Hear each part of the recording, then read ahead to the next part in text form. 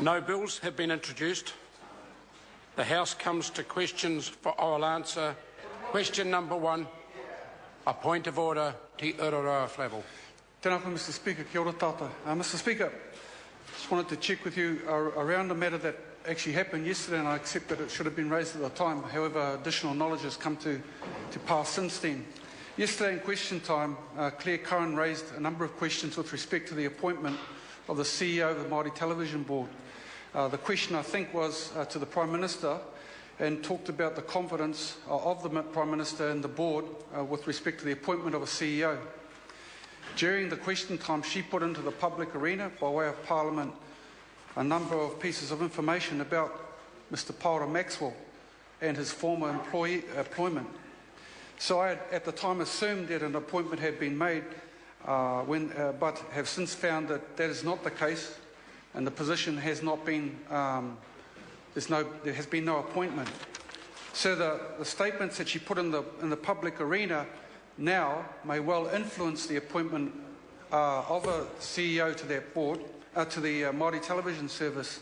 So I asked the point of order in the sense that what guidance might there be, bearing in mind that the ramifications of that information being in the public arena may well influence the outcome, of an appointment of a CEO, and are there any consequences, such as an apology perhaps from Ms Curran for putting it into the public arena, and bearing in mind that that may well jeopardise future employment for that particular person?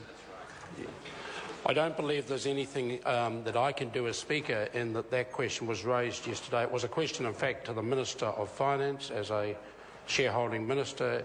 The questions were in order, the answers were in order. The ramifications of those questions and answers are something now that must be dealt with, perhaps by Māori Television, but I don't believe there's anything that this House can do to assist. If the member believes there was any deliberate misleading, there is certainly an avenue available to him, and if he's unsure of that remedy, he's welcome to talk to me after question time.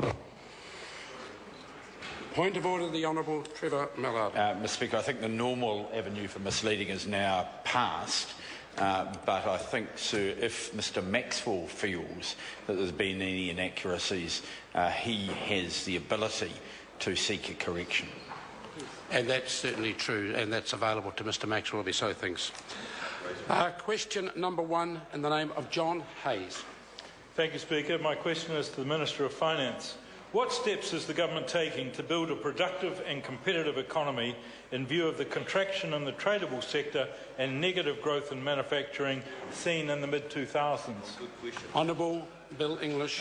Mr Speaker, a wide range of measures designed to build productivity and competitiveness, increase savings and exports, and increase productive investment